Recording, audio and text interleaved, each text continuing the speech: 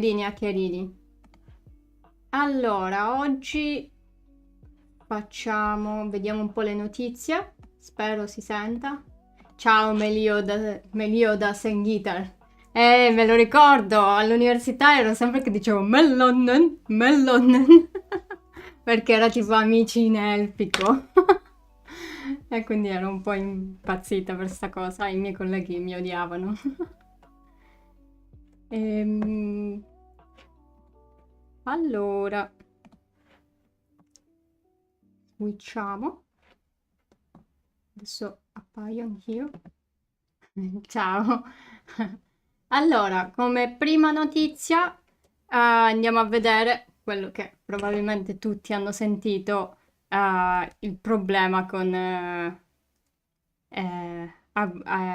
AWS, che alcuni servizi sono andati giù, non si potevano utilizzare, mm, e a quanto pare è stato il DNS. Vi ho già detto che cos'è il DNS, che è tipo la rubrica telefonica di internet, no? E, e vediamo cosa dicono. Oh. Quindi la rubrica telefonica che traduce i nomi, come ad esempio qui abbiamo adrianco.medium.com nel suo indirizzo IP, quindi nell'identificativo ehm, del server.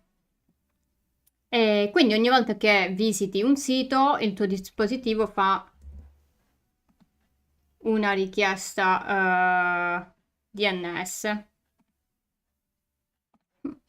Interessante.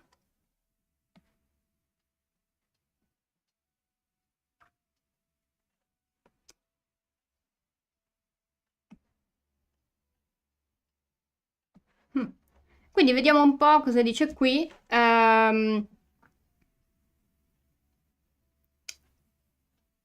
Diceva che appunto è stato un problema di DNS per questo DynamoDB. DynamoDB praticamente è un database, cioè come una grande biblioteca tipo, dove si mettono i dati. Per esempio, che ne so, Amazon avrà un database che mantiene tutti i dati degli utenti, tutti i dati dei prodotti, e in questo caso DynamoDB è un tipo di database che è nel cloud, infatti con AWS. Avevo anche questo. E essendo nel cloud, ci sono degli endpoint, cioè degli URL, diciamo, che si devono utilizzare per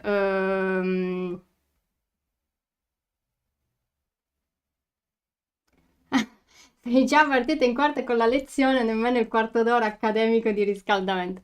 E hai ragione, ma io sono così, vado subito diretta, subito a quello che c'è da dire. Però vabbè, dai, allora non lo so. Però in effetti avevo intenzione di trovare un'altra cosa e mi sono dimenticata, perché essendo che stiamo arrivando a novembre, ancora no però, dobbiamo vedere il countdown di Natale. Christmas. Quanti giorni mancano? 62 giorni, 5 ore, 58 minuti e 24 secondi. Quindi ve lo volevo, però mi sono scordata, ovviamente perché ormai io dimentico tutto, ormai non sono più giovane e quindi dimentico tutto. Sì, purtroppo sì, è vero, sono una persona solerte e lì già al dovere. Ehm, Però vengo criticata per questo. Mi dicono che devo essere più frescia, no? Però va bene così, perché alla fine parlavamo comunque di cose leggere, il DNS, dai, una cosa leggera. More flexible, esatto, more flexible. Sì, comunque mancano 62 giorni, quindi adesso ogni volta che farò una live, se mi ricorderò, vedremo il countdown. Ovviamente può essere che mi dimentico, già lo so, però vediamo. Magari me la metto come tipo pinnata questa scheda, così mi ricordo. Vediamo se... Ecco qua. Grazie che mi perdoni tutto, grazie. Ok, adesso questo è il riscaldamento che mi hai chiesto. Adesso torniamo a DynamoDB, che appunto è un DB, è un database. Grazie, non cambiare mai il tuo modo di essere. Diciamo sì, dai, sì. Va bene.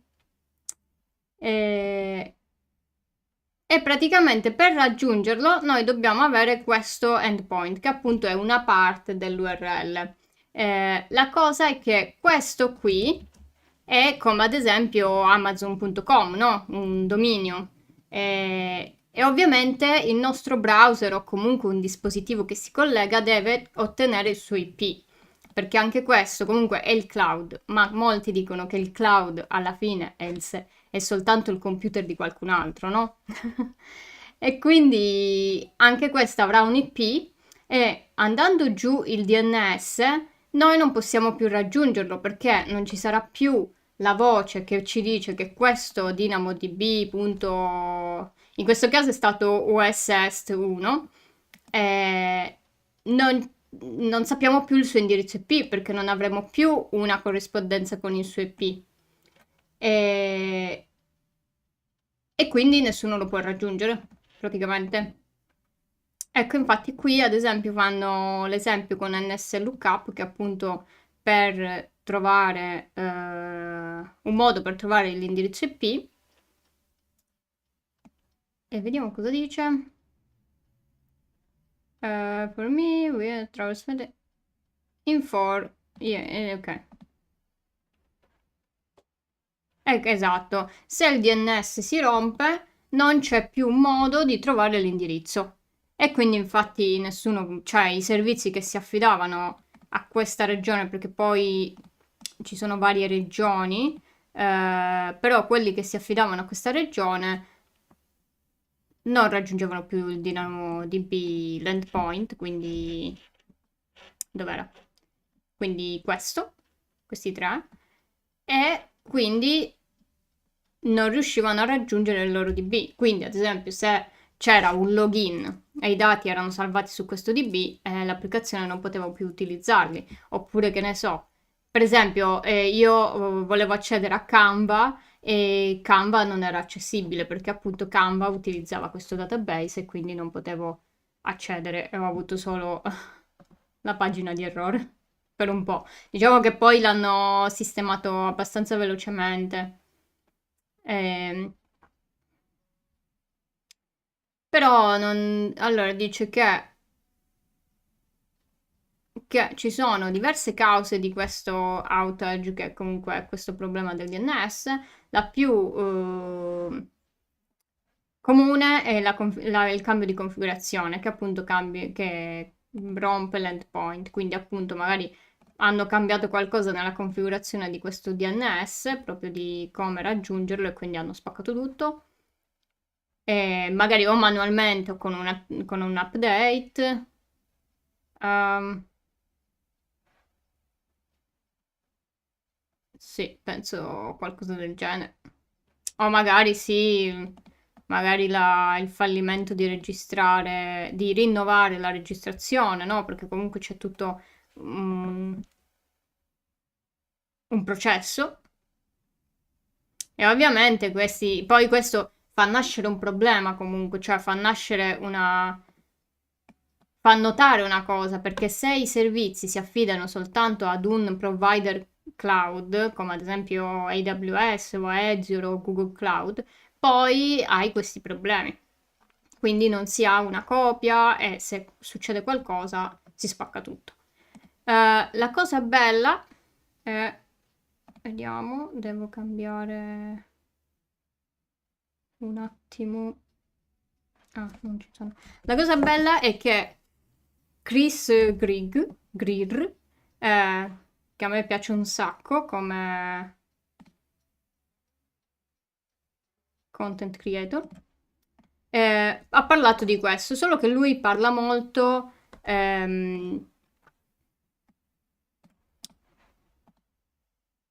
fa proprio analisi di rete, mi piace un sacco a me perché spiega molto bene e ne ha parlato anche lui di questo, come è andato, appunto, come si è rotto AWS. E la cosa interessante però di questo video è che a un certo punto fa vedere il traffico di rete di un DNS. Here is just 1,500 packets. We're going to come in here and just filter for DNS. Now there's one DNS transaction in this peak. Ecco, cosa fa lui? Praticamente lui ha questi sniffing che comunque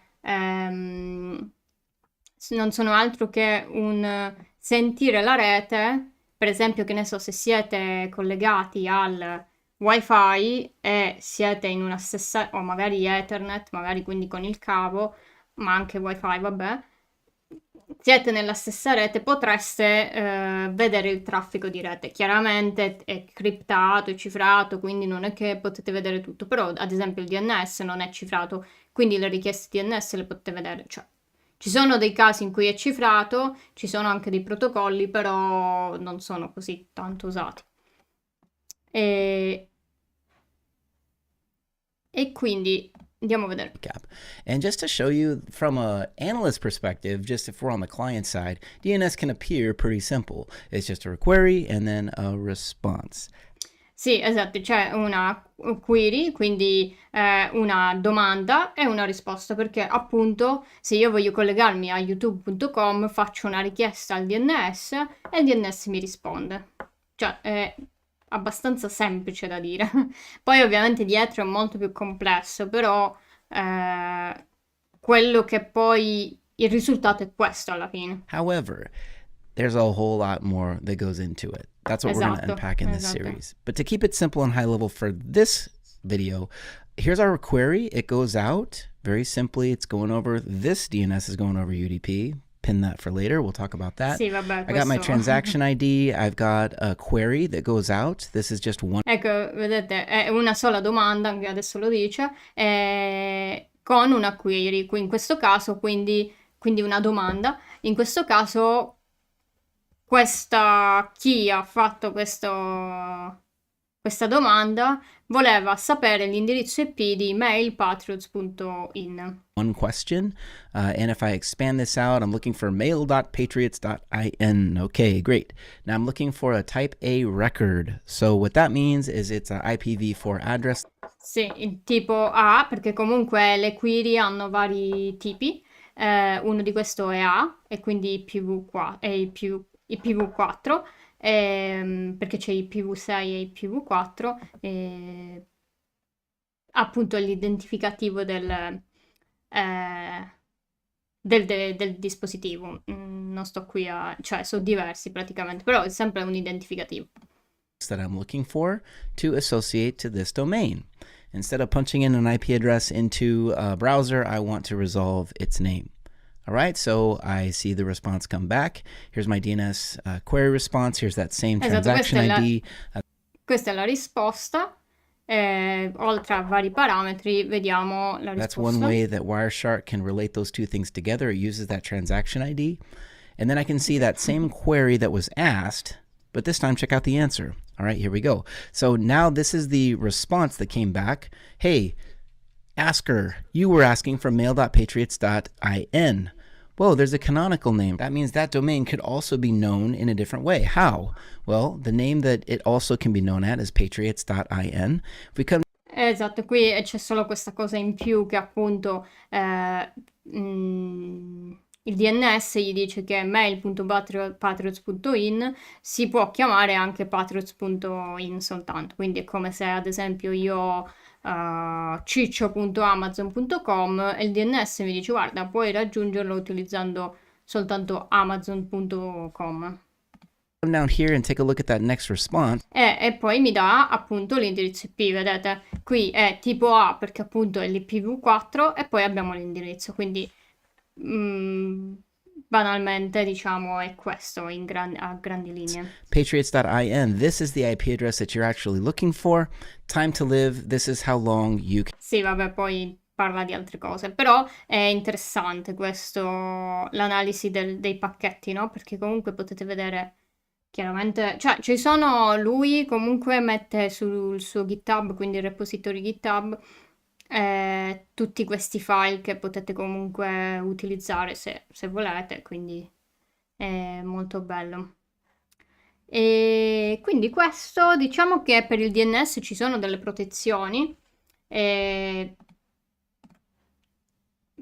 esempio anche soltanto il poterla cifrare, no? Perché appunto vi ho detto che sono in chiaro, appunto anche qui noi vediamo cosa c'è in questi pacchetti, quindi ci può anche cifrare o diciamo questo. E poi anche qui lui parla di una cosa interessante anche. The domain that we're looking for. And also, one other thing that I'd like to highlight in this series is how fragile DNS can be and how it's really looked at as an attack vector. Check out this alert from securityweek.com. This was back in April of this year, 2025. Sì, perché comunque, cioè, basta veramente cambiare qualcosa, cambiare una piccola configurazione, il DNS non funziona più e voi non raggiungete più il sito, no? Quindi comunque ci vogliono delle protezioni più importanti. E lui parla di questa Protective DNS. 5. It mentions that back in 2020, the NSA started a pilot on protective DNS, we're going to talk about that, and concluded that they were able to reduce the ability of 92% of malware attacks to deploy. Sì, questo perché è diverso da il secure DNS, perché quando noi mettiamo in sicurezza il DNS facciamo cose tipo cifrarlo oppure firmare le risposte in modo che tu sai che sono veritiere e che nessuno le ha cambiate. Quindi stai andando contro degli attacchi man in the middle, no? L'uomo nel mezzo, cioè qualcuno che si mette tra te e il server e guarda la comunicazione. Invece il Protective DNS di cui parlano qui va ad analizzare proprio le richieste DNS fatte da appunto, che ne so, dal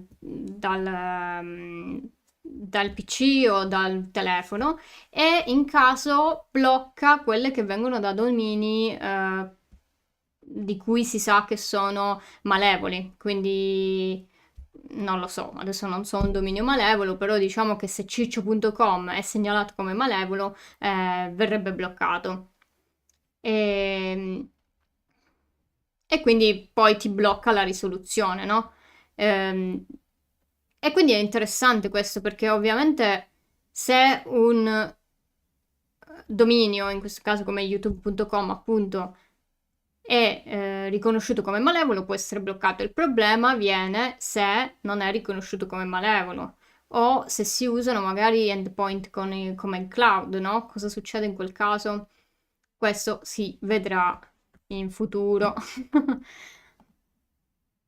Però sì, questa diciamo è la notizia di cui hanno parlato anche molto l'altro giorno, quando è successo, non lo so, anche perché comunque ci sono stati problemi con vari servizi. Un'altra notizia è, vediamo, no? Ok, sì, vabbè. Questa qui, che appunto hanno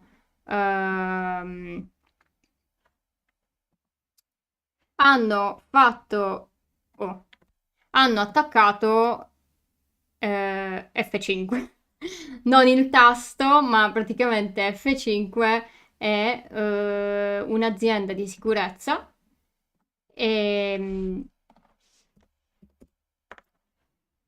dove appunto, ciao Rocco, dove appunto, no? Fanno servizi di sicurezza, ce ne sono parecchi, diciamo, però hanno subito un attacco, in particolare sono riusciti a prendere il codice sorgente e anche delle vulnerabilità note che avevano internamente. Questo è successo ad agosto 2025. Se non sbaglio, vediamo se c'è scritto. Relativi, no, no, no. Sì, che poi... ok, dobbiamo trovare. Vediamo un po'. Sì, visita il sito. Mm, non lo dice. Sì, perché praticamente il codice è tutto quello che è stato, diciamo, trafugato appunto con un data breach, che è appunto il furto di questi dati, è del prodotto Big IP, che praticamente ha parecchie funzionalità, tipo, che ne so, vediamo su Reddit cosa ci dicono. Tipo, la distribuzione del traffico oppure la sicurezza tipo firewall, quindi va a vedere chi può contattare magari un dispositivo oppure controlla chi può accedere alle applicazioni, diciamo ha vari utilizzi di sicurezza. E quindi, eh, e quindi andando a trovare il codice sorgente, questo potrebbe aumentare il rischio di vulnerabilità, perché qual è la cosa? Quando si fa un test, un penetration test per esempio, lo si fa magari senza avere il codice sorgente, quindi tu vai a tentativi, no? Vai a trovare, analizzi ovviamente l'applicazione, che ne so, ad esempio il sito web, analizzi il sito web, però poi diciamo vai, ovviamente ci sono anche una lista di test, però vai anche a vedere, che ne so, prima il login, poi vedi magari se c'è una ricerca, provi la ricerca. Invece se tu hai il codice sorgente, puoi leggere il codice sorgente e magari notare delle vulnerabilità che senza non avresti notato, o che magari avresti notato ma dopo un po' di tempo, no? Che ne so, ad esempio, una potrebbe essere esecuzione del codice, per esempio. Certo, puoi provarlo, puoi provare tutte le esecuzioni del codice che vuoi, del comando, scusate, quindi ad esempio io dal mio PC riesco a mandare un payload, cioè un, una stringa, un qualcosa che appunto è malevolo e, e con questo comando riesco magari a far eseguire dei comandi come ad esempio, vabbè, tipo come ad esempio il leggere semplicemente un file sul server che ha questo sito web e quindi in questo modo io sto eseguendo comandi sul server tramite un sito web. E quindi, ad esempio, se io magari senza codice sorgente magari faccio fatica a trovarlo, perché comunque se è una grande applicazione, il tempo è limitato, magari non lo trovi, o magari sì, boh. Ehm, Però col codice sorgente magari lo leggi che lì c'è una funzione nota che utilizza questo, che prende magari quello che tu scrivi e lo esegue e quindi lo capisci subito.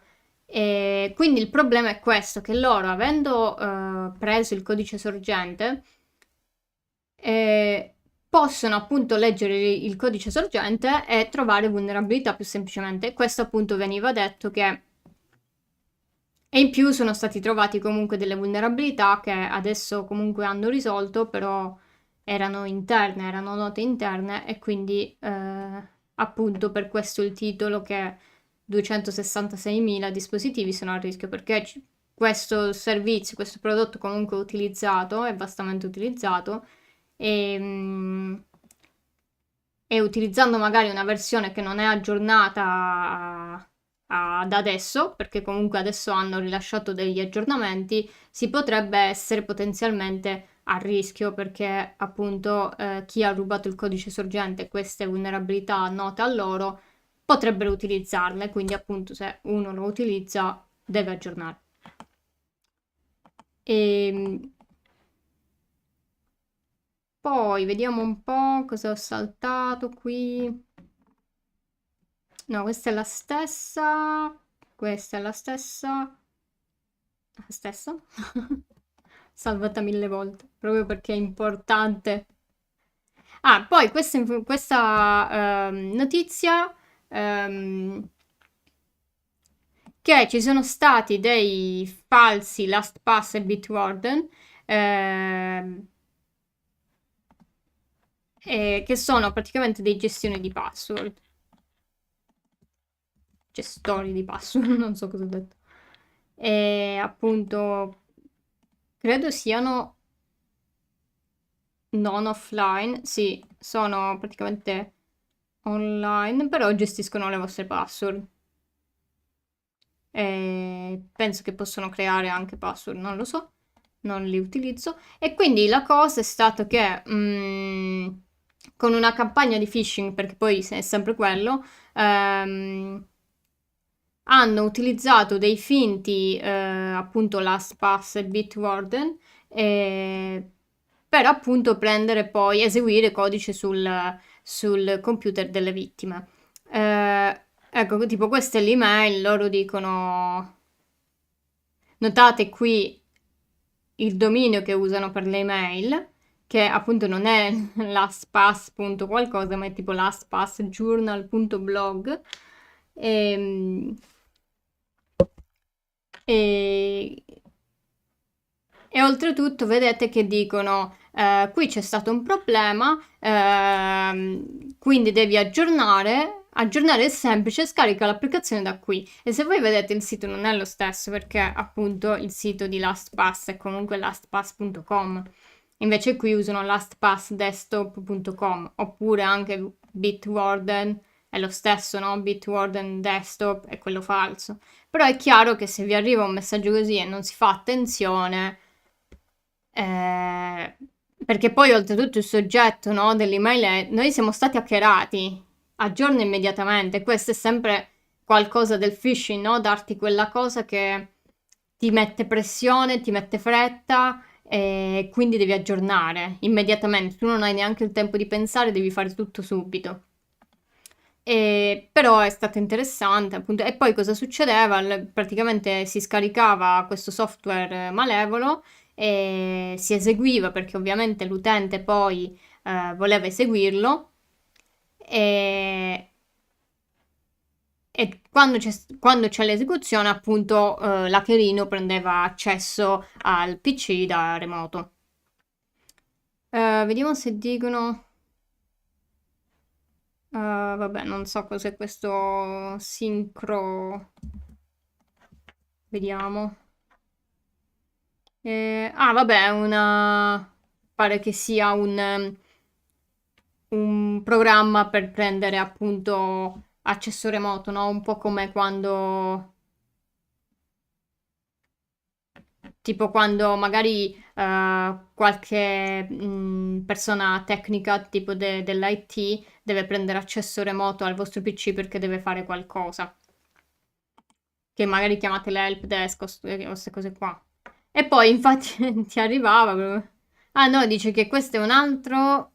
Ah, questo è anche per One Password, che comunque è sempre un password manager, appunto. Pare che sia arrivata la stessa email, però qui dice Secure my account now. Però vedete sempre questa cosa del warning che il tuo account è stato compromesso. E poi oltretutto ti chiede indirizzo, secret P, la chiave e la password, ovviamente tutto. Andiamo avanti. Ah, questa è interessante. Praticamente è stato scoperto una vulnerabilità utilizzando i pixel. Praticamente i pixel sono, come posso dire, dei piccoli puntini che definiscono l'immagine, no? Che ne so, questa immagine avrà tanti pixel, qui pixelini, e anche quello che voi vedete nel monitor comunque ha dei pixel. Questo è interessante perché essendo che anche il monitor del dispositivo ha dei pixel, no? Ehm, perché comunque è come una foto, per esempio, dovete immaginarla come una foto che ha tutti questi pixel, cioè questi puntini che definiscono l'immagine, quindi avranno un colore e formano l'immagine, tipo questa immagine appunto avranno tanti pixel neri, tanti pixel bianchi, eccetera. E, e praticamente loro cosa hanno fatto? Ok, c'è questa immagine super complicata, non ve la sto a spiegare qui, però loro che fanno? Siccome comunque quando voi utilizzate magari applicazioni come Authenticator, no? Che comunque vi viene mostrato un codice per il two-factor authenticator, per l'autenticazione a due fattori, e quella comunque è formata anche da pixel. E quindi loro che hanno fatto? Loro ti facevano scaricare un'applicazione, ovviamente sempre con il social engineering, ovviamente, quindi non so se è tipo anche qui phishing o qualcos'altro. No, vabbè, però tramite social engineering. Ah, perché comunque è stata fatta tramite. Ah, per una ricerca, quindi ok, non è un attacco degli hackerini, ma è stata fatta tramite ricerca. Quindi tu scarichi un'applicazione che ricostruisce l'immagine praticamente, ricostruisce ehm, i pixel per vedere come quella foto è stata disegnata sullo schermo. E quindi da quegli indizi lui riesce a capire qual è il codice. Quindi in questo modo loro possono rubare anche i codici dell'autenticazione a due fattori. Ovviamente è un attacco molto complesso e richiede sempre che qualcuno scarichi un'applicazione malevola. Però, per esempio, se uno mette un'applicazione malevola sul Google Play o Apple Store, no? E la fa simile a qualche applicazione che esiste già, magari qualcuno la scarica, no? Come è successo che sono state scaricate delle applicazioni malevole. E tramite quello, appunto, tramite quell'applicazione riescono a rubare poi i codici. Perché appunto, perché praticamente comunque c'è una scheda video, no? Questi pixel vengono disegnati e tramite le tempistiche o quanto ci mette a disegnarla, loro riescono a capire qual è il codice di, per esempio in questo caso, il codice dell'autenticazione a due fattori. Oltretutto dice che è stato preso in meno di 30 secondi, in 23 secondi, quindi diciamo interessante. Poi questa molto divertente e dice che quanto pare un hackerino, un truffatore, quello che è, ha chiesto a ChatGPT di scrivere una truffa, quindi un'email di phishing, però ci sono dentro le istruzioni dell'intelligenza artificiale. Quindi, sì, qua c'è stato, quindi hanno fatto un promemoria di pagamento di PagoPA che comunque lo stanno utilizzando sempre per il phishing. Incredibile. E pare sia stato anche bello, per esempio questo qui, quindi vedete che dice promemoria di pagamento, gentile destinatario, bla bla bla, e così, però poi c'è qui, vediamo se posso zoom un po', qui c'è indicazioni per una migliore ricezione su Gmail, invia dal tuo dominio ufficiale, configura correttamente, testa l'email. Quindi diciamo questo è tipo il blog, è la richiesta che è stata fatta a ChatGPT per esempio, no? Quindi è molto simpatica. Però per esempio qui vedete che ci sono anche vari segnali che dicono che è un'email di phishing. Prima di tutto l'email da cui arriva, molto molto è diversa, no? Da un PagoPA avrà qualcosa relativo a PagoPA probabilmente.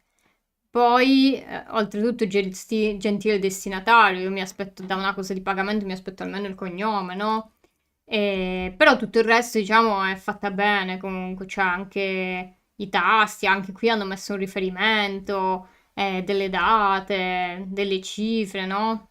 E ovviamente poi ti dicono il mancato pagamento entro il termine comporterà l'applicazione della maggiorazione prevista. E qui tu hai questa cosa di andare sempre di fretta, perché ovviamente non vuoi pagare di più.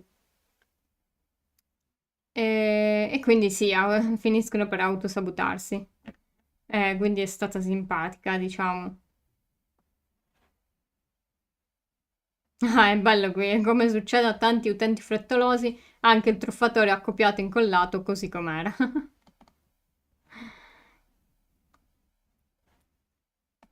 Vabbè.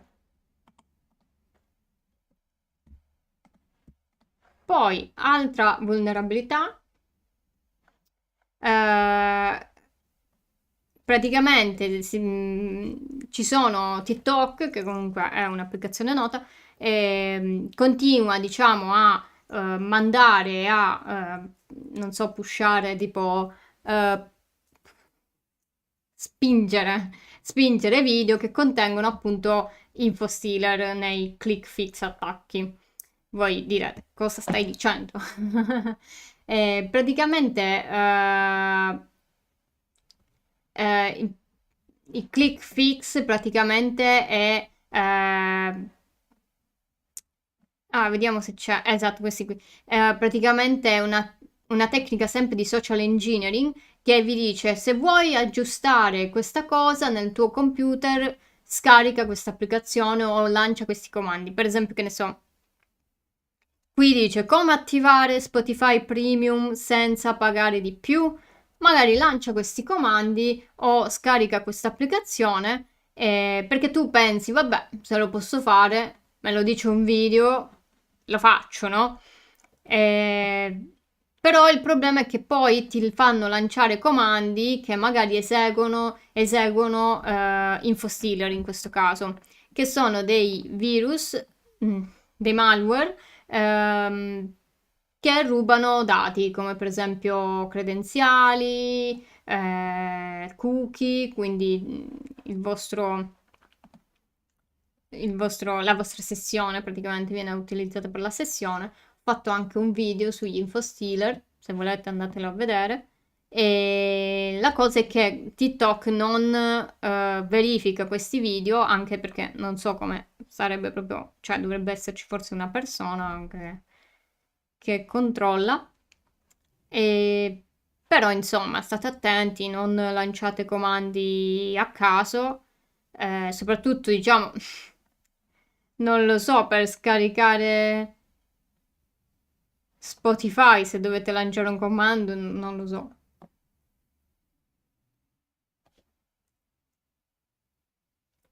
Cinnamon, ma oltre al countdown di Natale parleremo ad esempio di cosa vorresti ti regalassero per Natale? Oppure che acquisti vorresti fare per il Black Friday? Scusa se cerco ogni tanto di sabotarti un po' l'ansia, ma vai tranquillo, no? Puoi sabotarla quanto vuoi.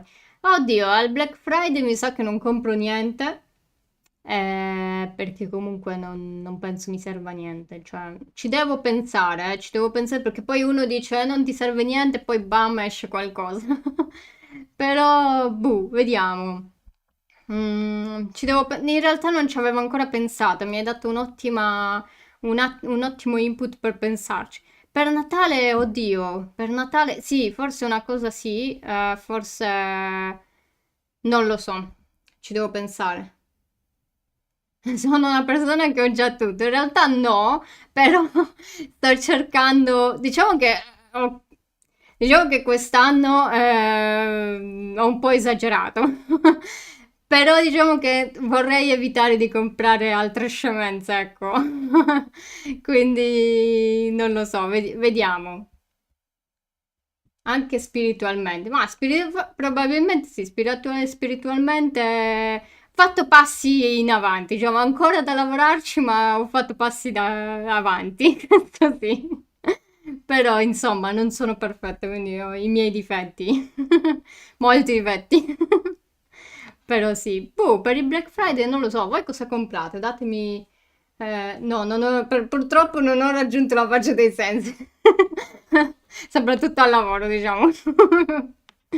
Però sì, dai. Vediamo, vediamo. Voi cosa comprerete? Sapete già cosa comprare a Natale o al Black Friday? Che poi il Black Friday quando è? A fine novembre, no? Black Friday. 28 novembre. Belli, belli i colori. Però, insomma, vediamo. E quindi questo. State attenti, mi raccomando. Sì, insomma, un mesetto, dai, un mesetto e ci siamo al Black Friday, insomma. Però tipo Amazon non fa qualcosa prima, sempre cose di Prime, no? Non lo so. Andiamo, Black Friday, Amazon. Forse Amazon Prime Day. Ah no, è a luglio, ok. Ah no, qui dice festa delle offerte Prime. Ottobre, niente, è già passato, quindi adesso c'è il Black Friday, penso.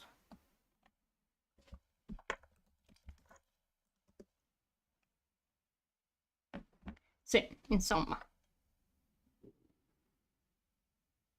Ah, giusto, giusto, perché è per indicare il venerdì successivo al giorno del ringraziamento in America. Io di solito se devo acquistare per il mio piacere mi butto sempre sui libri, più forti di me. Che libri compri o comprerai? Guarda, io ho 3 libri che ho comprato e ho detto li devo finire, però ancora non li ho finiti.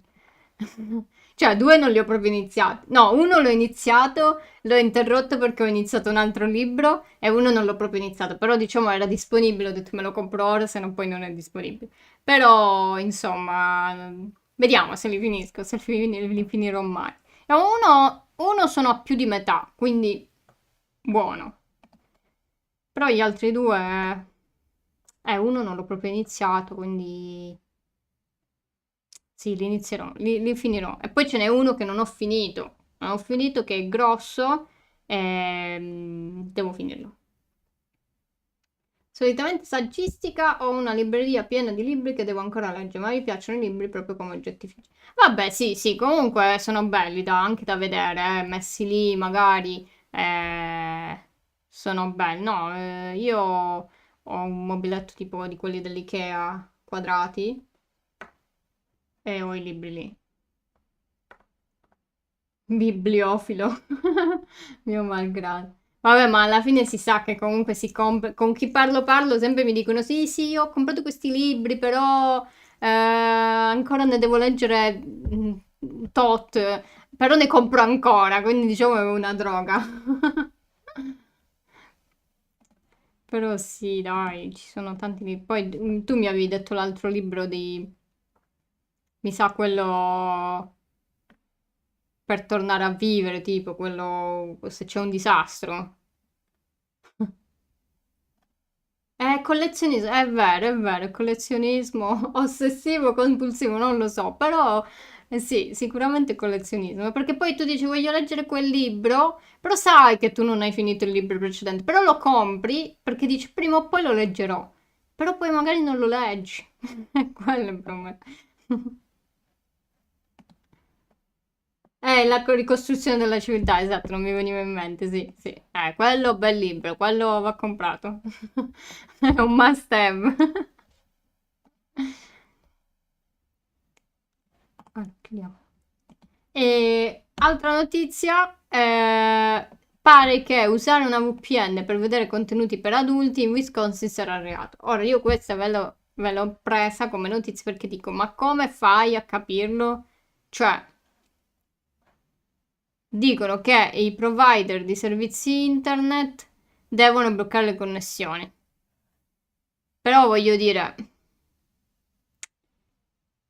come fa? Oltretutto anche sì, se ve ne avevo parlato forse, no, forse in un video ne avevo parlato, che anche il Regno Unito dice che i servizi VPN creano un buco che deve essere colmato, quindi ehm, si sono impuntati queste VPN, perché ovviamente mettendo la verifica dell'età la gente li bypassa, quindi li evita.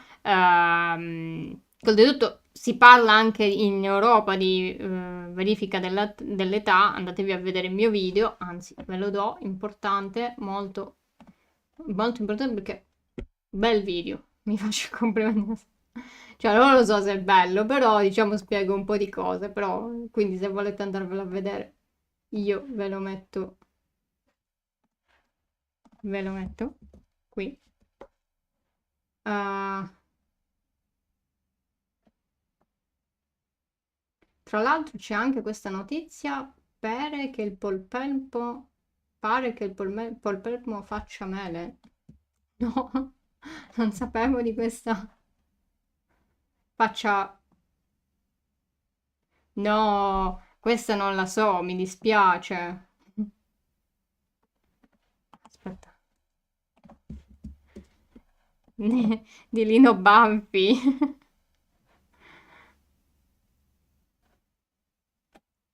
Sì, sì, l'ho appena cercato. Va bene, vediamo il video. Ah, dimenticavo una cosa. Com'è la parola d'ordine? Quale parola d'ordine? Ogni agente segreto deve avere una parola d'ordine, specialmente nei momenti di disordine. Mm. E allora diciamo, pare che il pompelmo faccia male. Ok, pere che il pombelmo faccia mele. No, pare che il pompelmo faccia male. Pere che il pombelmo faccia mele. Sì. Praticamente siamo noi. Io ho detto pare e tu hai detto no, no, è pere. Praticamente abbiamo fatto la stessa cosa. Esatto, sì, sì.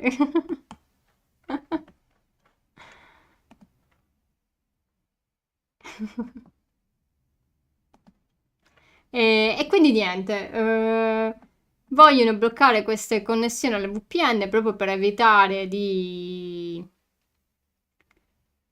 alle persone, no, di evitare la verifica dell'età, però, insomma, come lo fanno? Boh, cioè, più che altro,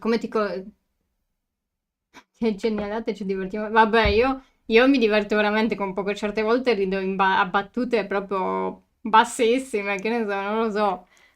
Proprio battute stupidine, ecco. Però insomma mi diverto con poco, sì. Perché qual è la cosa della VPN? È che se tu ti colleghi alla VPN, cioè potrebbero farlo se conoscono gli IP delle VPN, no? Perché quando tu ti colleghi alla VPN, poi il server vedrà l'indirizzo appunto della VPN, perché viene creato tipo un tunnellino. Anche qui, se vi interessa, ho fatto un video sulle VPN, quindi insomma, andatevi a vedere i miei video, insomma, ecco, questa è la storia di tutto. Però, insomma, la VPN crea un tunnel e i vostri dati verranno inseriti in questo tunnel, proprio come delle macchine, per esempio. E quando esce la macchina, però, avrà una targa diversa, ecco, perché avrà la targa della VPN. E il server vedrà quindi la targa, l'indirizzo IP della VPN, non quello del vostro PC. E quindi questo si può fare per bloccarli i provider appunto di servizi internet come ad esempio Team o cose così. Potrebbero avere una lista di IP e bloccarli, no? Un po' come fa Netflix, che comunque ci sono degli IP conosciuti e li blocca. Però insomma, cioè basta avere un IP nuovo e tu lo puoi usare. Quindi insomma, non è proprio così semplice da fare questa cosa. E altra notizia interessante è che sempre più attacchi di phishing usano siti costruiti con Lovable AI, che è praticamente Lovable AI. Eh sì, sì, poracci loro che ci crede, esatto, no? Perché poi se tu vedi la cosa della. Chissà se la trovo ancora. VPN ban. Sì, tipo c'era un articolo. mm, tipo di qualche ministro che ha detto che dovevano bannarla. Però, cioè, proprio tu ti chiedi, ma questi hanno capito come funziona? Cioè, no, perché se no non vai a mettere, non vai a dire queste cose. Però vabbè, voglio vedere come la fanno, ecco, vediamo come bloccano tutto. Cioè, persino comunque siti come Netflix, no? Che comunque ci prova a bloccare le VPN, non è che ha una soluzione completa. Poi, magari esce qualche tecnica o qualche cosa. Ciao Miao Tse-tung, scusami, ti sei completamente dimenticato della live. Insomma, vabbè, la riguardi, tanto è offline, rimarrà per sempre. No, oddio, su YouTube rimarrà. Su Twitch dopo mi pare 7 giorni, no, di più forse, non mi ricordo, dopo un tot la cancellano. Però insomma la puoi guardare, la puoi riguardare così vedi le notizie. Importantissime notizie abbiamo discusso. Però insomma, quindi questa notizia dice che sempre più attacchi di phishing utilizzano Lovable AI per costruire siti fraudolenti credibili. Che cos'è questo? Praticamente è un'intelligenza artificiale che viene utilizzata per costruire appunto siti web, e capite quindi che è più semplice, no? Perché tu non devi avere capacità magari di scrivere siti web. Oddio, non lo so se questa è stata una buona idea dirvi questo, perché magari poi fate attacchi di phishing utilizzando questa cosa. Non ci avevo pensato, forse non è stata una bella idea. Esatto, però dice, ad esempio qui dicono strumenti come questo, nati con intenti legittimi, comunque, no, infatti non hanno capito come funziona. No, no. Non si guardano il mio video, vedi? Non guardano il video delle VPN e quindi non sanno come funziona. Mo glielo mando. Cerco l'email e gli dico, signori, guardatevi il mio video. Perché comunque Lovable AI è nato comunque sicuramente per aiutare appunto gli sviluppatori a creare siti web, no?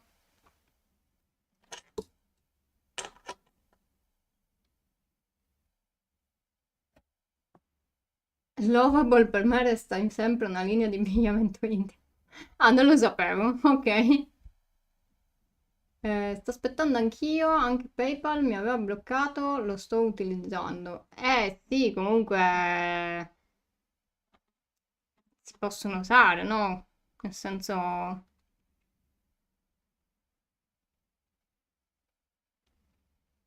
Purtroppo anni e anni di spot hanno inciso sulla... Sì, hai ragione. Io ancora ricordo delle pubblicità, oddio, però adesso non mi vengono in mente. Tipo di quelle che si vedevano da bambini, no? Che proprio ti facevano il lavaggio del cervello. Ah, e quindi Proofpoint, che è un'azienda di sicurezza, chiaramente,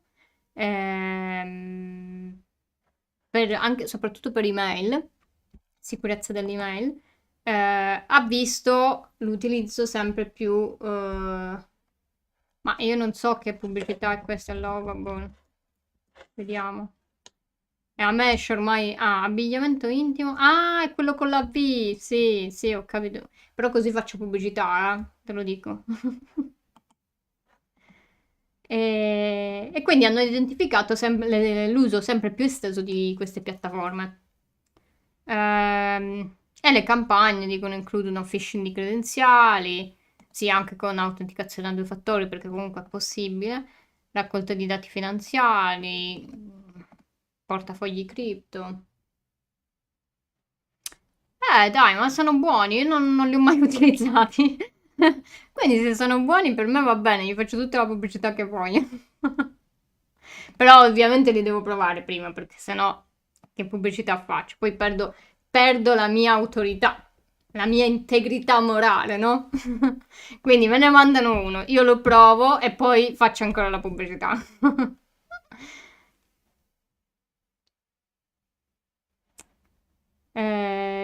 Quindi, questa azienda ha visto centinaia di URL creati con questa piattaforma. Ehm...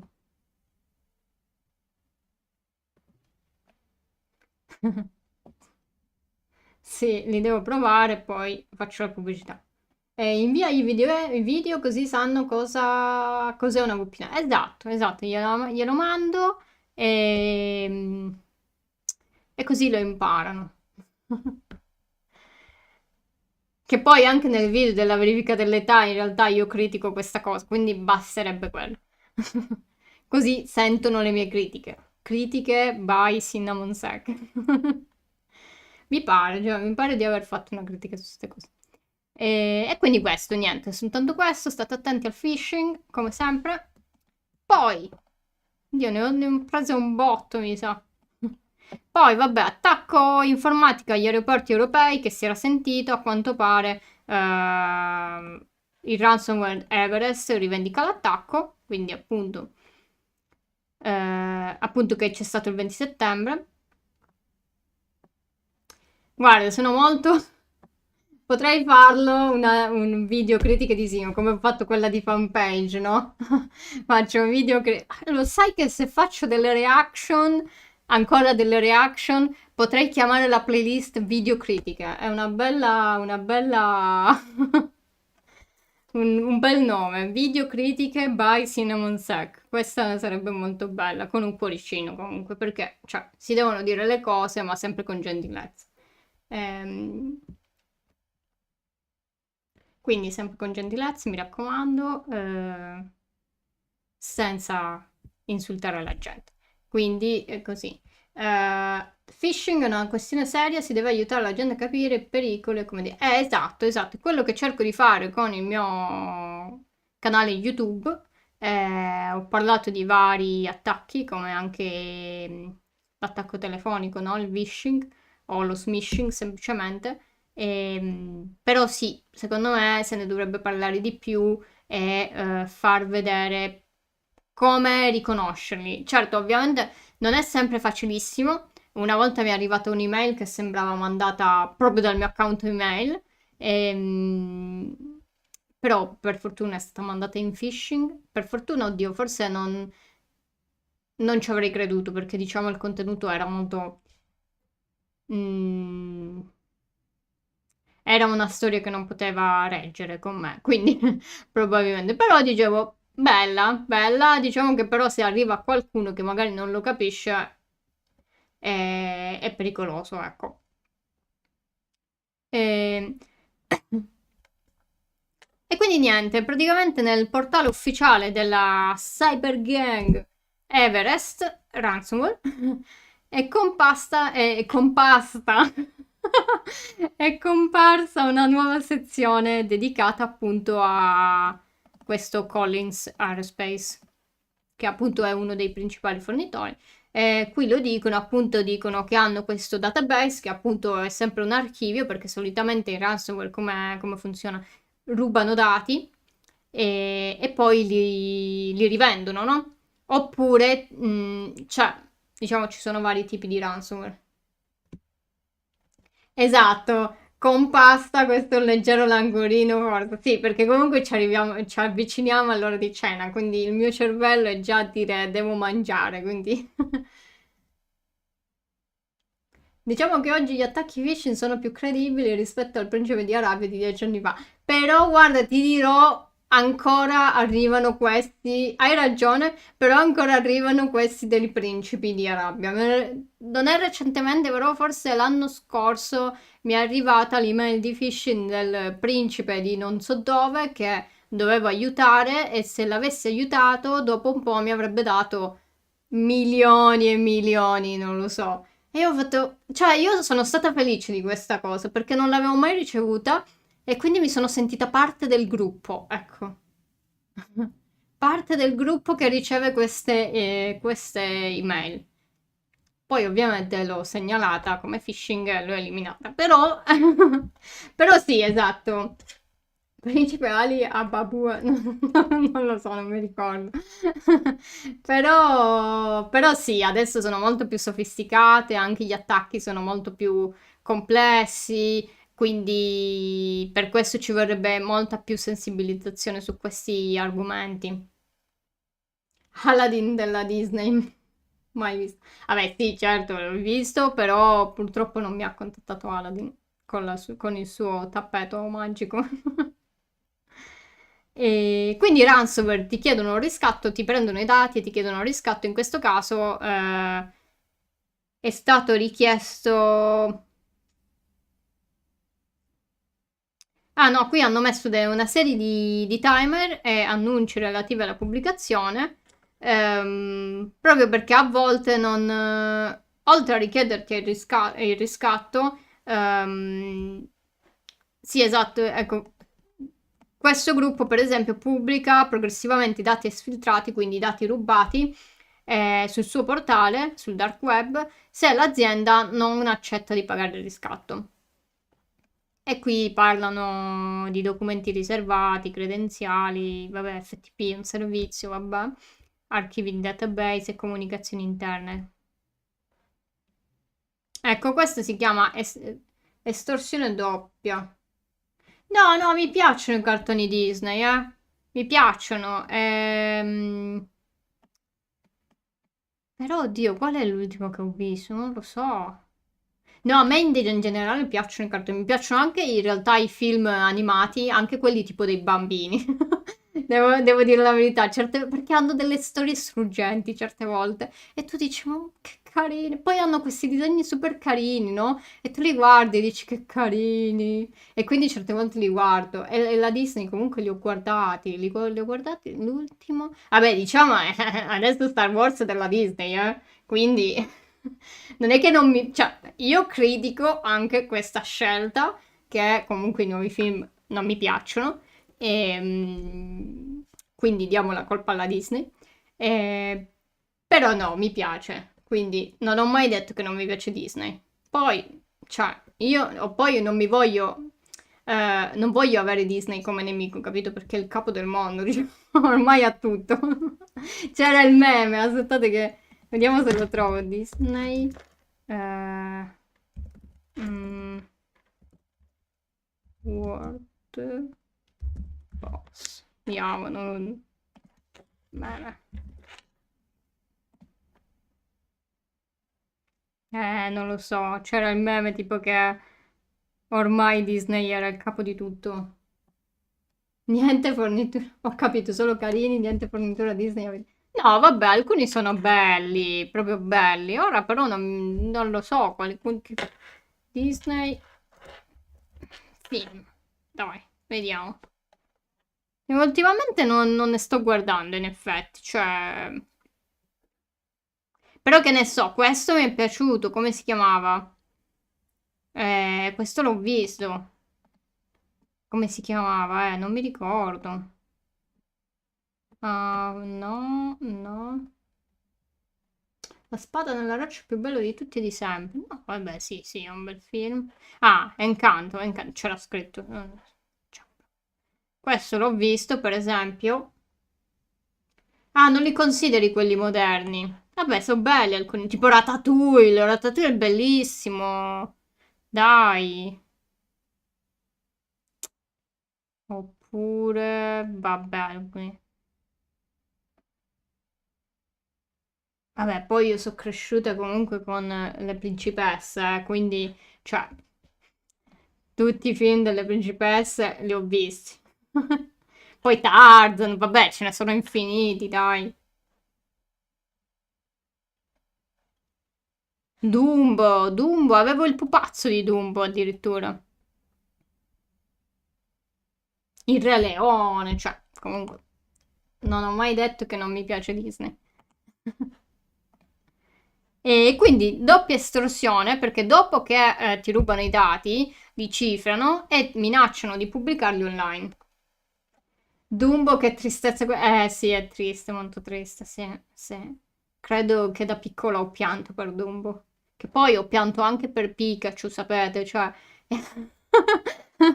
cioè, perché c'è una puntata in cui Pikachu se ne va, lascia Cosino, come si chiama, non mi ricordo più, e io ho pianto, me lo ricordo ancora perché mio fratello mi prendeva in giro perché piangevo, però a me era dispiaciuto. Poi sono tornati insieme, però a me era dispiaciuto molto. Quindi io da piccola piangevo sempre.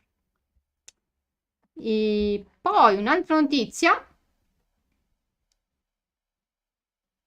Sì, poi l'azienda paga e loro li vendono lo stesso sul dark web. Sì, vabbè, ovviamente poi questo Anche qui, infatti, c'è molta critica, nel senso che se tu paghi, comunque hai sempre a che fare con dei criminali, quindi chi ti dà la sicurezza che poi loro o ti ridiano i dati o funziona lo script di decifratura, perché poi c'è comunque un programma di decifratura che loro ti danno per decifrare i tuoi dati, oppure che non li rivendono, esatto, quindi diciamo sono sempre criminali e tu ti stai affidando a questi criminali. Chiaramente però pagare il riscatto per un'azienda piccola che non ha backup è l'unica possibilità a volte, perché se non hai un backup, non hai niente da cui puoi recuperare i tuoi dati, è difficile, è molto difficile. Quindi diciamo è un caso, è una situazione particolare dove non puoi dire no, non puoi pagare, ma neanche dire sì, puoi pagare, perché c'è il pro e il contro, ecco. Non li nominare i Pokémon, la rovina dell'animazione giapponese. Mamma mia, perché? Cioè, io sono cresciuta con i Pokémon, dai. Cioè, certo, se mi parli mo di anime, cose, sì, però dai. Pikachu, forever. Guarda, te lo metto anche, Pikachu. Se avessi una DeLorean di ritorno al futuro, la seconda cosa che farei è tornare nel passato per evitare l'avvento dei Pokémon. Ma guarda com'è carino Pikachu, scusa. Guardalo, guarda com'è bello qui. Poi vabbè c'è stato il film. Cioè, non puoi dire, guarda che bello. Cioè, Ash, ecco come si chiamava, non mi veniva in mente. Cioè, guardalo che carino qui. Guarda, qui abbiamo un Pikachu vestito da Pikachu, cioè. Guarda Pikachu col bubble tea, ma com'è bello. Adesso imparerò a disegnare Pikachu. La mia cosa sarà questa adesso. Guarda che carino qui, mamma mia che carini. Però, tornando a notizie, sono stati adescati degli sviluppatori e i loro no comment, dai, è carino Pikachu. E i loro portafogli cripto sono stati svuotati. Questo è stato possibile utilizzando questo Ether Hiding, che verrà spiegato. Dove praticamente c'è anche qui c'è sempre questa ingegneria sociale, vedete, ogni cosa c'è questa ingegneria sociale. Poi, oppure ovviamente sfruttano vulnerabilità, vabbè. Poi veniva mandato questo loader, che è tipo un piccolo pezzo di un programma, che viene eseguito quando la vittima visita la pagina che gli veniva mandato. E questo loader cosa fa? Sono fatti apposta, si chiamano loader, perché sono piccoli pezzi in questo caso tipo di JavaScript, per chiamare il programma malevolo più grande. In questo caso, vabbè, qui parliamo di smart contract, non sono la persona ideale per parlare di smart contract, però qui anche, vedete, c'era questo piccolo loader, così magari non sembrava nemmeno troppo malevolo, che chiamava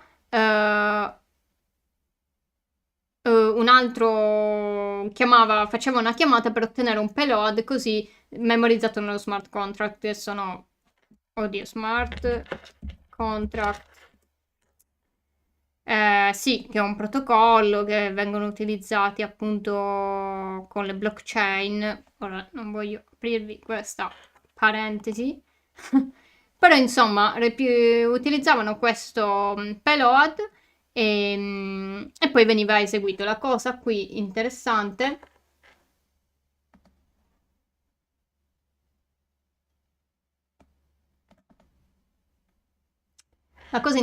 qui è che viene utilizzata la blockchain, no? Per scaricare poi il payload. E quindi questa è una cosa interessante, molto interessante, perché appunto, come dice qui, il codice negli smart contract non è facile modificarli o cancellarli. E anche qui, sì, cioè perché essendo la blockchain non abbiamo un server, ma abbiamo questa blockchain, quindi finché è operativa rimane il codice. Quindi interessante come attacco. Di nuovo Pikachu, guarda, ti metto Pikachu. E poi, notizia molto interessante, è che dice che c'è un water.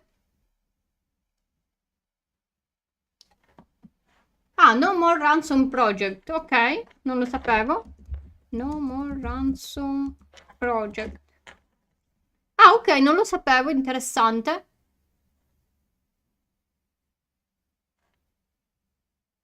Mhm. Ma... Ah, ok, in base a quale utilizzano, però se ne utilizzano uno nuovo, come fanno? Cioè, ci vuole il tempo. Sì, ovviamente quelle conosciute. Tipo Lockbit è molto conosciuto. Ce ne sono però, eh. Ah, quindi tu ti scarichi il programma per decifrare e così. Interessante, lo sai, questo lo aggiungo, mi informo e in caso lo aggiungo nel video del ransomware nella descrizione, perché comunque è interessante, però insomma voglio prima informarmi. Però guarda, non lo sapevo, molto molto interessante. E esatto, debiti di pagare. Sì, sì, perché comunque non puoi decifrare direttamente utilizzando quel programma, quindi non devi pagare. No, interessante. Comunque ce ne sono parecchi. Sì.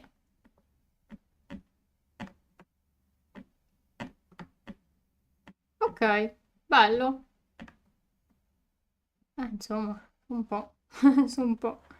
Però, quindi il tuo vater ti conosce meglio del tuo medico di base. Perché? A quanto pare questo dispositivo costa $600 e i preordini sono aperti ora se lo volete. Ehm, che è praticamente tramite l'intelligenza artificiale, perché ormai tutto deve avere l'intelligenza artificiale, a quanto pare anche i vater, possono elaborare i dati di quello che voi estraete dal vostro corpo. E ti fa delle domande per identificare il ransomware, quindi anche i neofiti possono farlo. No, infatti è un bel progetto, comunque. Poi se appunto se ti fa domande è ancora più interessante perché comunque sì, come dici tu, anche chi non ne sa lo può utilizzare. Bello. Quindi, se volete, sappiate che l'alimentazione è fornita da una batteria ricaricabile che dura circa una settimana. Quindi, e sono gestibili tramite USB-C. Quindi, se volete, $600 e lo potete avere. E poi avete ovviamente un dispositivo, però c'è un'auto, qui però avete il premium, che varia da 70 a $156 all'anno. Però, insomma, io ve lo dico come notizia. E poi, altra notizia. Guardate, questa volta proprio ho preso un sacco di notizie. Che praticamente c'è stato, hanno battuto il record di DDoS. Il DDoS è un attacco dove appunto vengono mandate tante richieste per buttare giù il server, no? Perché quando ad esempio io accedendo a questa pagina sto facendo una richiesta al server che ha questo sito web. Se ne mando tantissime, proprio tante, e non ci sono protezioni chiaramente, il sito web cade e, e non risponde più. Non risponde più e quindi sto andando a creare un attacco di DOS perché appunto voglio che non risponda più così nessuno lo può raggiungere. In questo caso c'è questa ISRU botnet. La botnet non sono altro che dispositivi controllati da un hackerino e in questo caso sono 300.000 dispositivi compromessi, che poi oltretutto è qualsiasi dispositivo, cioè anche quelli IoT, che ne so, tipo telecamere, se hanno un indirizzo IP. Esatto, sono un sacco, cioè 30 trilioni di bit al secondo, cioè immaginate sta roba, cioè gigantesca. cioè quasi 30 terabit al secondo, cioè una roba gigantesca. E questo è gigante perché non era mai successo. E questo l'hanno fatto utilizzando appunto la botnet, quindi tantissimi dispositivi che hanno iniziato a fare tantissime richieste e sono arrivate a questo numerone. E hanno come target hanno preso provider di hosting, quindi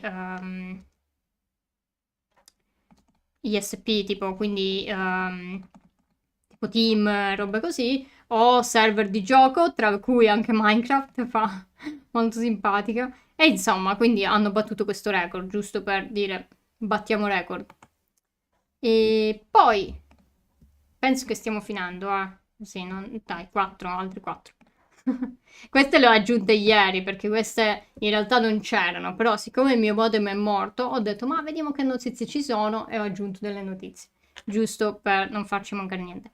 Niente, Meta ha lanciato questi tool per prevenire lo scam, quindi hanno su Messenger a quanto pare ha iniziato a testare la scam detection, quindi spiegami come hai distrutto, ma allora non l'ho distrutto io in realtà. Io non ho fatto niente. C'è stato un calo di energia e il modem non ha più funzionato. Quindi secondo me si è un po' bruciato. Non ho idea come, cioè sono molto non lo so, sorpresa da questa cosa. Però insomma, una sera, martedì sera, c'è stato un calo di tensione, quindi di elettricità, e niente, si è bruciato, e poi ho chiamato l'assistenza e mi hanno detto, hanno provato a ripristinarlo, non ci sono riusciti, e quindi me ne hanno dovuto mandare un altro, ma mi è arrivato oggi, quindi diciamo, volevo evitare di fare una live utilizzando il wifi del telefono perché probabilmente non ce la faceva. Oltretutto il mio telefono si scarica in pochissimo, quindi doveva stare sempre collegata alla corrente. Quindi ho detto, vabbè, lasciamo stare. Quindi è questa la breve storia triste che mi è successa. Quindi stanno provando questo scam detection, questa oddio, detection, non mi viene la parola. Detection. Ehm, no.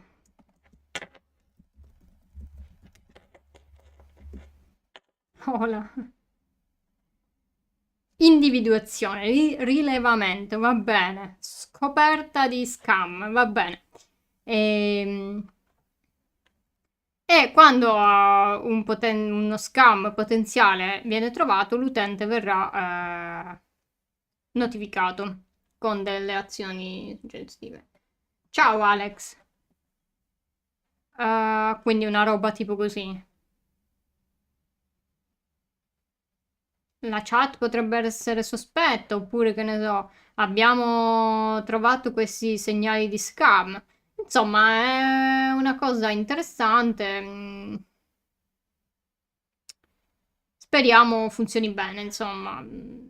Anche però questo suggerisce che leggono i messaggi probabilmente. Però altra altra preoccupazione. E Alex, stiamo parlando di notizie sulla sicurezza informatica. Abbiamo parlato di un po' di notizie. E adesso parlavamo di Meta, adesso parliamo di un attacco di ingegneria sociale. Oddio, questo non lo so. Ah, sì. Oddio, questo non l'ho letto in realtà. Perché è qui? Forse perché volevo leggerlo. Ah, interessante. Però, insomma, dice che... quello dell'AI. Sì, infatti dice che è senior executive, quindi gente importante. Individui con alto network. Datemi una traduzione. Alto carico. Patrimonio netto, esatto, patrimonio netto, mamma mia. Sono a rischio degli hacker che utilizzano hackerini. Patrimonio, grazie. Hackerini che usano deepfake, cioè clonazione della voce e altri attacchi. Però sì, perché comunque utilizzando deepfake, no? Cioè falsificare eh, la falsificazione dei contenuti, no? Che appunto tramite intelligenza artificiale potresti fare tante truffe. E quindi se tu prendi ad esempio la voce di un senior executive, potresti fare cose. E quindi infatti AI Power Voice Cloning stanno incrementando, sta incrementando gente ricca, esatto, gente ricca facendo deepfake di video, no? Comunque come è tanto successo anche tipo con Elon Musk e robe così che sono state pubblicate, no? Che alcuni dicevano hanno creato tipo il video di Elon Musk che diceva investite in questa cripto, ve lo dico io, sarà super forte, con queste cose che poi magari è anche difficile da... cioè, per chi non è... se fatto benissimo, non lo so, magari è difficile da capire, però insomma... Chi ascolterebbe il... Hai ragione, però è la prima che mi è venuta in mente. Però insomma, secondo me alcuni lo ascoltano e magari hanno preso le cripto che erano degli scam e hanno perso soldi. E quindi altra cosa di cui stare attenti in questo mondo pieno di intelligenza artificiale. E poi Anthropic, fantastico, ha lanciato una versione web di Claude Code, giusto anche qui, no? Intelligenza artificiale ovunque.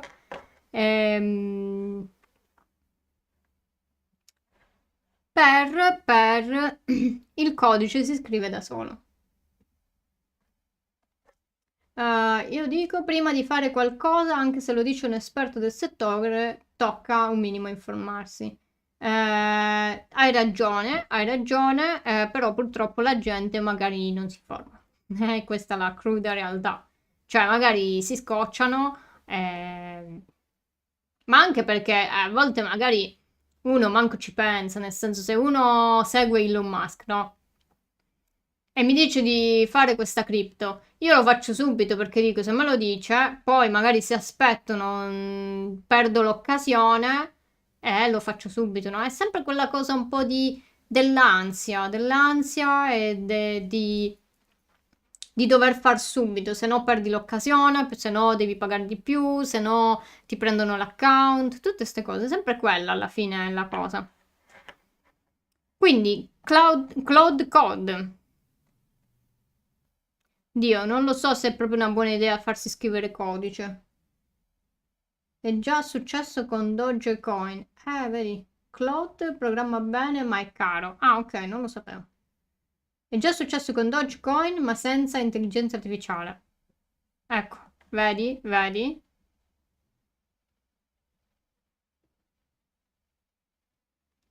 Oddio, non lo so perché ho scelto questa notizia.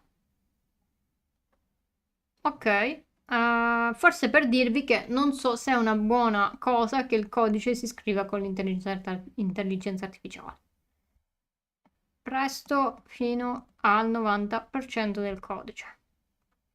Ma vedremo. Come la notizia che è uscita che anche Amazon utilizza non so quanto di intelligenza artificiale per il proprio codice, robe interne.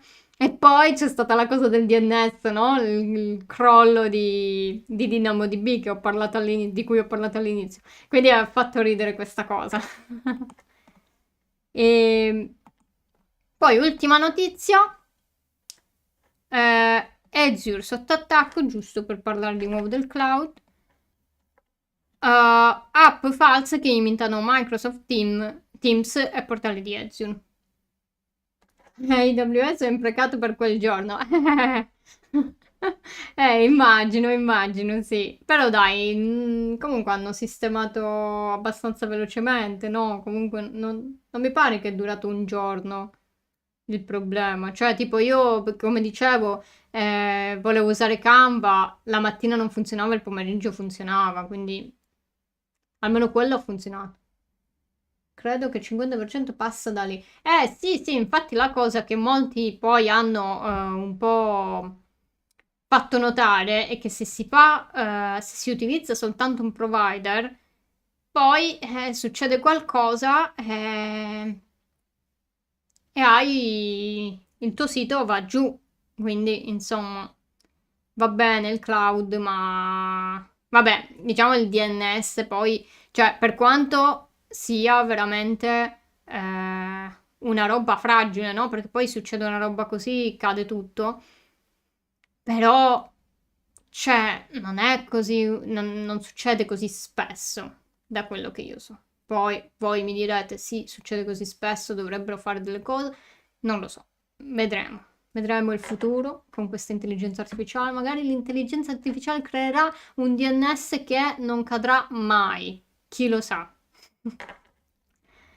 E insomma, hanno fatto queste applicazioni false, identiche alle originali. E... Ma domanda, in questi momenti di down gli attacchi informatici sono facilitati? Mm, dipende che attacco intendi, però direi di no, perché se il DNS va giù, tu non arrivi, non raggiungi proprio quell'applicazione, quindi cioè che attacco puoi fare? Mm, magari un phishing, nel senso... Ah, server AWS. Sì.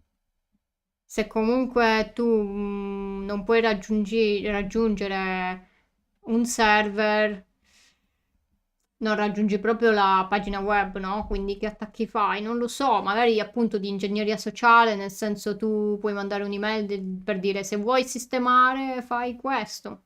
Altre idee che do, no?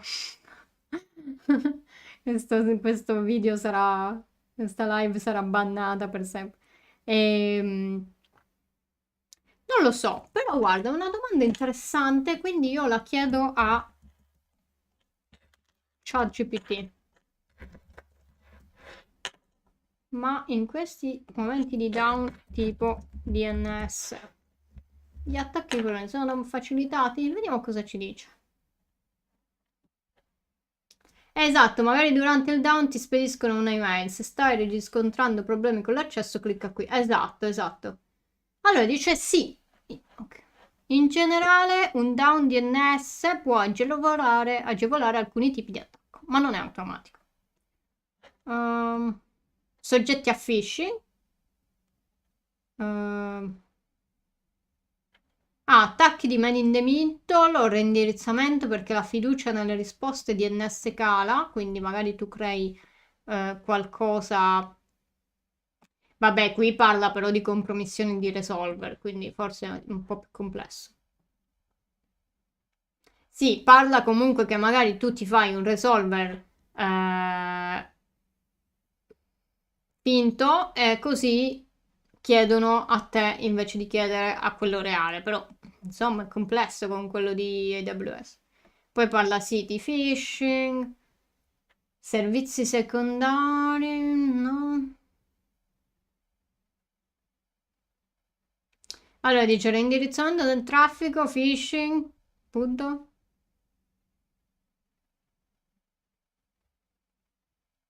Sì, secondo me è solo più phishing perché comunque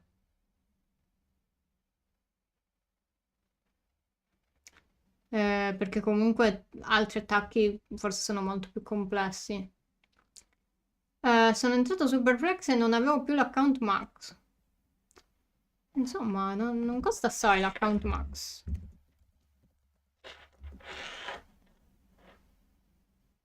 No, forse no. Non lo so. Sì, $200. Insomma, abbiamo una persona ricca da attaccare, qui. Come dicevamo prima con i deepfake. E insomma, qui hanno fatto queste copie che comunque se li guardate, cioè è proprio uguale, cioè ti viene, cioè l'unica cosa è questo unverified, però la gente manco se ne accorge. Quindi, insomma, quindi si chiama gruppo di ricerca e fondi europei che pagano. Ok. Ok. Vabbè, però ti faccio vedere un Pikachu così giusto per rallegrarti, guarda com'è carino. E insomma, le notizie sono finite. Lasciamo Pikachu perché è molto carino. Anzi, Pikachu con il bubble tea. Deepfake su Pikachu. Vabbè, ma farebbe solo pica pica pica. Guardate col cioccolato. E così.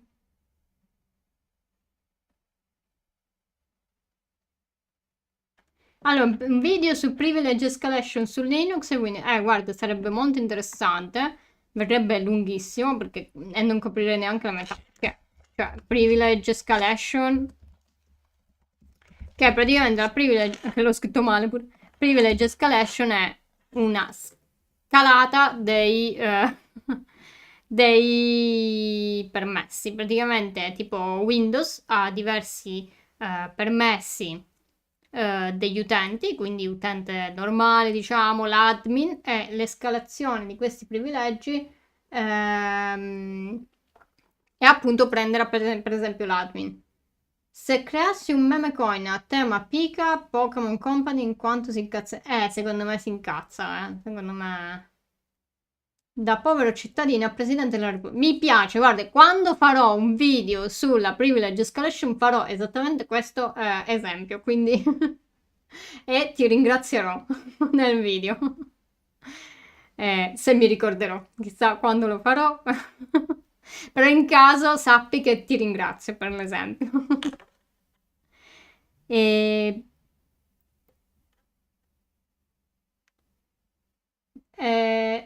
però, diciamo, insomma, è gigante, cioè, ci sono tantissimi attacchi. Ha un sito molto interessante se volete, non so, siete in questo campo, se vi interessa è questo qui. Actrix è la via per fare tutto. E per esempio, se io cerco privilege escalation, magari lo cerco qui. Privilege escalation, ce ne sono infiniti e infatti non me l'ho trovato. Però per esempio però potrei fare Actrix, perché non me lo trovo? Vabbè, insomma, c'è, lo so che c'è.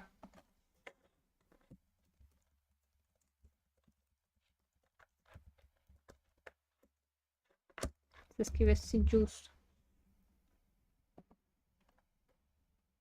Magari invece di un video su YouTube puoi provare a fare una macchina su Actebox su Twitch. Sì, sì, no, è una buona idea. Magari una macchina che usa... in cui si fa privilege escalation. No, sì, questa è una bella idea.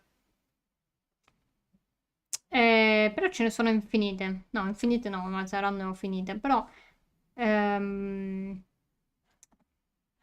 c'è questo. Però non mi dice, cioè ci devo cliccare. Vabbè, insomma, ve ne faccio vedere. Ah, perché va qui. Ma io vi do un altro sito.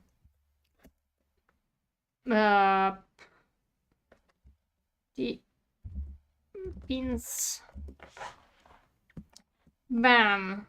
Ecco qui, questo è un altro sito dove ci sono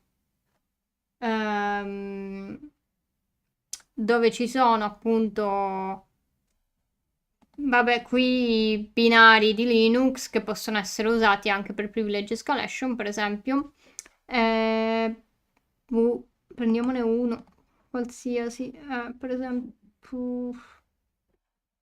Sì, per esempio qui, magari ne prendo uno, per esempio Vim, che è utilizzato per, tipo, per scrivere cose, tipo un notebook, però su Linux e molti bestemmiano utilizzandolo perché poi non si sa come si esce.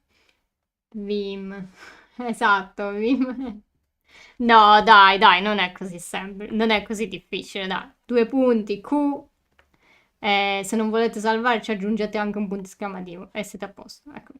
E insomma, però potete lanciare anche dei comandi da Vim. E per esempio, vediamo se ce n'è uno. Che ne so, per esempio, questo è vi eleva i vostri privilegi.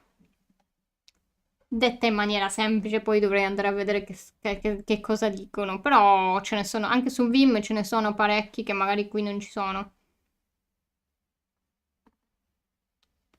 Sì, per esempio questo. Questo è per uscire da un ambiente ristretto, perché a volte vengono creati degli ambienti ristretti che magari hanno pochi comandi. Lasciami il mio VS Code. Va bene. Da lì almeno se è facile uscire. Tipo, a me non piace Nano. Ogni volta mi dimentico come uscire da Nano. Cioè, devi fare CTRL, SHIFT, X. Esco pazzo ogni volta che infatti non ho Vim. Però, vabbè. E... Tipo, ambienti ristretti, limitati, dove ci sono pochi comandi, voi magari potete romperlo utilizzando questo. Per esempio. Però vabbè, ci sono tante tecniche. Perché usi Nano? Allora, ho usato Nano quando non c'è Vim e non ho internet. Tipo per alcuni clienti non ho internet e Linux ha solo Nano e quindi sono obbligata ad utilizzarlo. L'ultima volta però... No, sì, queste sono le cose, perché non c'è internet, non posso collegarla ad internet e non posso scaricare. O magari è un sistema del cliente e non posso installargli cose. C'era il cosa preinstallato, mi sa. Boh, alcuni sistemi non ce l'hanno e magari non posso scaricarlo per vari motivi. E quindi niente, lo devo usare. Però è raro, molto raro. Insomma, è questo. Vi ho detto le notizie. E questo bel Actrix, utilizzatelo se volete. Ah, vedete, era qui. Io sono impazzita.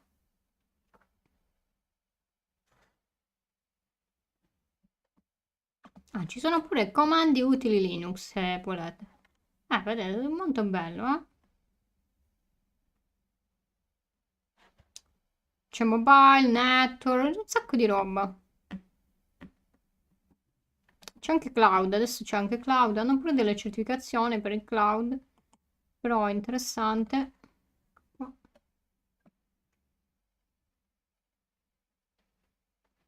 Vabbè, la I ti ricorda come uscire. Sì, sì, infatti. Adesso doxiamo.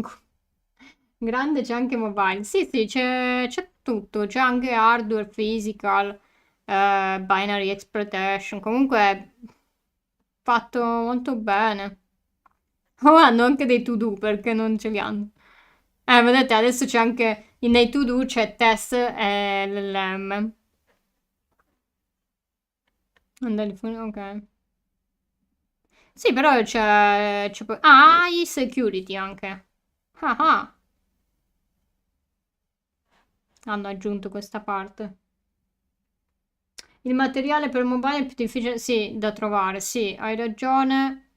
È un po' più complesso, sì. Vediamo cosa hanno qui. Dov'era? Sotto? No? Da sopra? Forse era sopra. Mobile. Allora, hanno Android, APK checklist. Ah, vabbè, la checklist per un'analisi statica.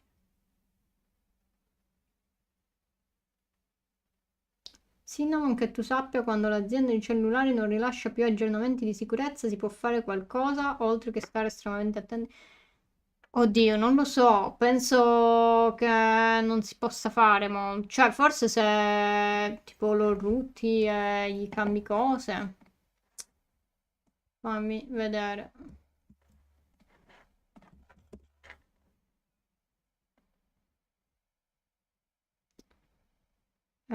Sì, se tipo cambi la ROM, però non so in questi moderni se è così facile. Quindi tipo cambi proprio il sistema operativo, no? Eh,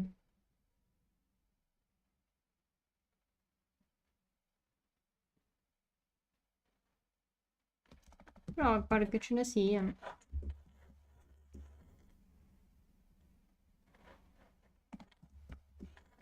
Già non sono proprio. Però pare che ci sono tipo ste cose. Vabbè, qui proprio cambi tutto. Ah, no?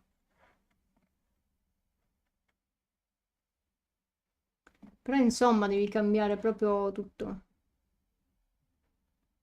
Sì, devi cambiare OS. Ah, si può aggiornare in maniera forzata.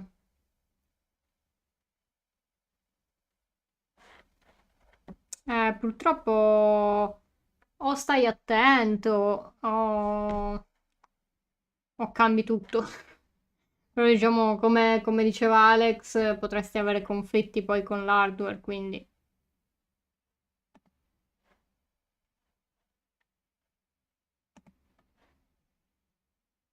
Ah, interessante qui.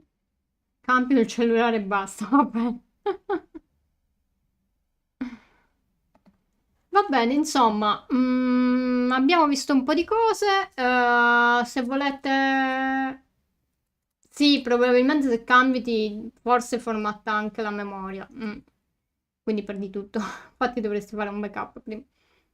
E se volete seguirmi anche su YouTube, faccio video e anche sugli altri social. Saprete soltanto quando mi si rompe il modem. Spero mai più. E insomma, vi saluto, è stato un piacere e ciao.